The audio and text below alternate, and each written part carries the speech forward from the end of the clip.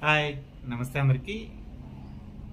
శరీరంలో రక్తపు స్థాయిలు పెంచుకోవడం ఎలాగా, ఐరన్ డెఫిషియన్సీ వలన కలిగే నష్టాలేంటి, అసలు ఐరన్ డెఫిషియన్సీ అనేది ఎందుకు వస్తూ ఉంటుంది, శరీరంలో రక్తపు స్థాయిలు తగ్గిపోయినప్పుడు, రక్తహీనత కలిగినప్పుడు మనకి ఎటువంటి ఇబ్బందులు ఎదురవుతూ ఉంటాయి, అలసట, నీరసం, కళ్ళు తిరగడం, ఇటువంటి సమస్యలన్నీ కూడా మనకి కేవలం మన శరీరంలో రక్తపు స్థాయిలు అనేది తగ్గిపోయినప్పుడు, రక్తహీనత కలిగినప్పుడు ఈ ప్రాబ్లమ్స్ అన్ని ఎదురవుతూ ఉంటాయి.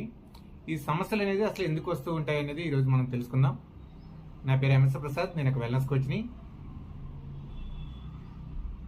వెయిట్ పెరగడానికి కావచ్చు, వెయిట్ తగ్గడానికి కావచ్చు, ఏదైనా సమస్యలు ఎదురైనప్పుడు, ఆరోగ్య సమస్యలు ఎదురైనప్పుడు వాటిని మెడిసిన్ రూపంలో కాకుండా కేవలం ఫుడ్ ద్వారా తగ్గించుకోవడానికి న్యూట్రిషన్ పరంగా నేను హెల్ప్ చేస్తూ ఉంటాను. మీరు ఈ కింద స్క్రోల్ అవుతున్న నెంబర్కి మీరు కాల్ చేయవచ్చు ఎనీ టైం. Thank you. ఈరోజు మనం రక్తహీనత గురించి మాట్లాడుకుందాం.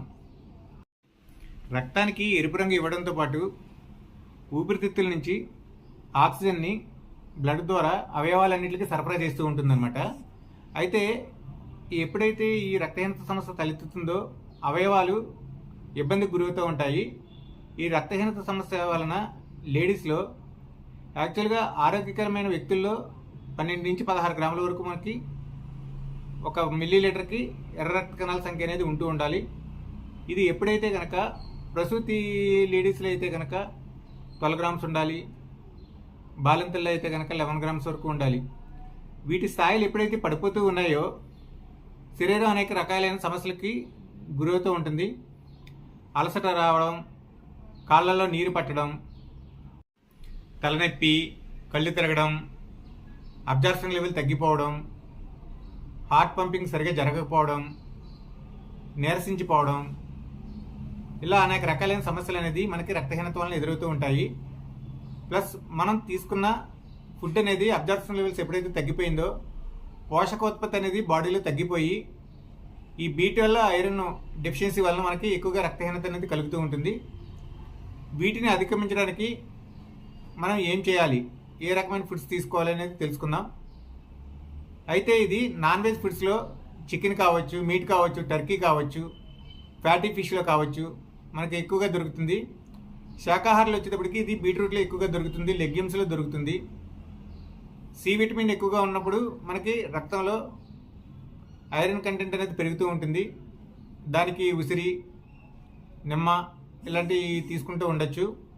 వీటితో పాటు చిక్ పీస్, లెగ్యూమ్స్, పాలకూరలో కూడా ఇది ఎక్కువగా దొరుకుతూ ఉంటుంది. మనం ఇలా రకరకాల పద్ధతుల ద్వారా దీన్ని బెటర్ చేసుకుంటూ ఉండొచ్చు. అయితే ఈ రక్తంలో హిమోగ్లోబిన్ అనేది పోషకాల ఉత్పత్తి ఒక్కటైనా లేదా అంటే ఇంకా రకరకాల కారణాలు కావచ్చు. లేడీస్కి నెలసరి సమస్యల వలన ఎక్కువగా బ్లడ్లో రక్తం ఎక్కువగా పోతూ ఉంటుంది. ఇది ఒక డిఫరెంట్ సమస్య. జెంట్స్కి వచ్చేటప్పటికి కాన్స్టిపేషన్లో ఎక్కువగా బ్లడ్ పోతూ ఉంటుంది. అల్సర్స్ వలన కూడా కొంత బ్లడ్ పోతూ ఉంటుంది. ఆటో ఇమ్యూన్ డిజార్డర్ వలన మన బ్లడ్ వ్యతిరేకంగా పనిచేయడం వలన మన రక్తంలో ఐరన్ అనేది అబ్జార్ప్షన్ తగ్గిపోతుంది. ఇలాంటి అబ్జార్ప్షన్ లెవెల్స్ తగ్గిపోవడం వలన కూడా ఈ పోషకాహార లోపం వలన కూడా మనకి ఐరన్ డెఫిషియన్సీ అనేది వస్తూ ఉంటుంది. వీటిని మనం ప్రోటీన్ ద్వారా కూడా ఎక్కువగా బ్యాలెన్స్ చేసుకోవడానికి ప్రయత్నం చేయొచ్చు. ప్రోటీన్ అయితే ఎప్పుడైతే బ్యాలెన్స్గా తీసుకుంటూ ఉన్నామో మన రక్తంలో హిమోగ్లోబిన్ శాతం అనేది పెరుగుతుంది, రక్త కణాలు నైట్రిక్ ఆక్సైడ్ అనేది పెరుగుతుంది. అయితే వీటిని బెటర్గా ఉంచుకోవడానికి మనం పాటించాల్సిన కొన్ని పద్ధతులు, శరీరాన్ని ఎక్కువగా యాక్టివ్గా ఉంచుకుంటూ ఉండాలి, ఎక్సర్సైజ్ అనేది బాగా చేస్తూ ఉండాలి, నిద్ర బాగుండాలి, వాటర్ అనేది బెటర్గా తీసుకుంటూ ఉండాలి. ఇలాంటి క్రమ పద్ధతిలో మనం యోగా, మెడిటేషన్ లాంటివి చేస్తూ ఉండాలి. బాడీని ఎప్పుడు కూడా యాక్టివ్గా ఉంచడానికి మనం ప్రయత్నం చేస్తూ ఉండాలి. సెడెంటరీ లైఫ్ స్టైల్కి దూరంగా ఉండాలి. సెడెంటరీ లైఫ్ స్టైల్లో ఉన్నప్పుడు కొన్ని సమస్యలు తలెత్తుతూ ఉంటాయి. మన బ్లడ్లో హిమోగ్లోబిన్ స్థాయి తగ్గిపోతున్నా కూడా మనకు ఆ విషయం తొందరగా గమనించాం. కానీ నేను హ్యాపీగానే ఉన్నాను కదా, హెల్దీగా ఉన్నాను కదా అని అనుకుంటూ ఉంటారు.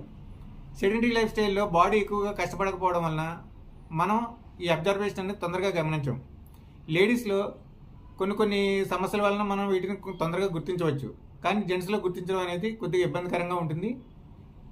అయితే యాక్టివ్గా లైఫ్ని మనం లీడ్ చేస్తున్నప్పుడు ఈ సమస్యల నుంచి చాలా వరకు మనం బయటపడడానికి అవకాశం ఉంది. ఇలాంటి మంచి మంచి విషయాలు తెలుసుకోవడానికి మీరు నా ఛానల్ని లైక్ చేయండి, షేర్ చేయండి, సబ్స్క్రైబ్ చేయండి. Thank you.